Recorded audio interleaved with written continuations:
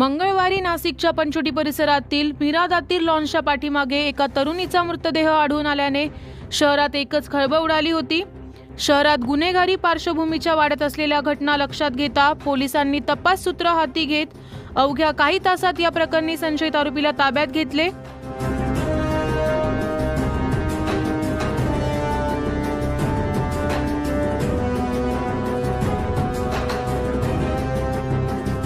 काल सकाळी Panchavati police station हद्दीमध्ये एका तरुणीचा मृतदेह सकाळी एका ठिकाणी सापडला होता।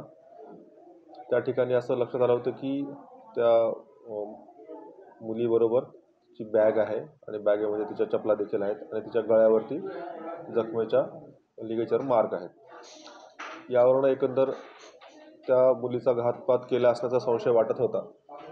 त्या अनुषंगाने प्रथम त्या मृतदेहाचा पंचनामा करून त्याचे शवविच्छेदन करण्यात आलं। त्याच्यामध्ये असं लक्षात आलं की त्या मुलीचा गळा आवळून खून करण्यात आलेला आहे, हँगिंग करण्यात आलेला आहे।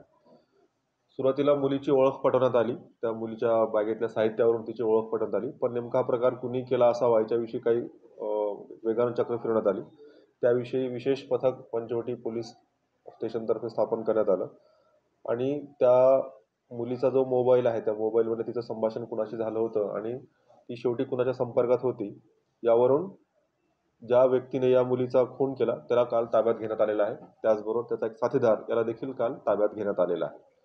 प्रथमदर्शनी ह्या मुलीचे एका मुलाबरोबर संबंध होते, मैत्री होती।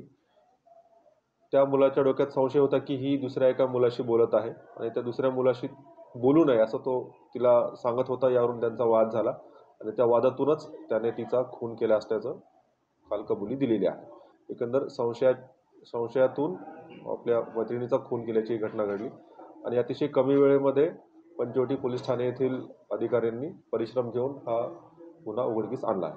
तो जो आरोपी आहे, आरोपीच्या सांगण्याप्रमाणे दुसऱ्या एका मुलाशी ही मुलगी संपर्कात होती, त्यांच्याशी ते संभाषण करत होती, चॅटिंग करत होती। हा त्या मुलाशी संपर्क ठेवू नका असं तिला तो आग्रह करत होता, पण तरी हिचा त्या मुलाशी संपर्क होता। याचा राग मनात धरून त्याने काल त्यांच्यामध्ये आपसात त्या मुलाच्या रूमवरच वाद झाला आणि त्या वादातून त्याने तिचा गळा आवळून खून केल्याची घटना घडलेली आहे। मयत प्रियंका वसावे ही तरुणी आपला मित्र सागर तडवी याला भेटण्यासाठी त्याच्या चुंचाळे शिवारातील घरी गेली होती। यावेळी प्रियंका ही दुसऱ्या मुलासोबत फोनवर बोलते आणि चॅटिंग करते। या कारणातून प्रियंका आणि सागर यांच्यामध्ये वाद झाला।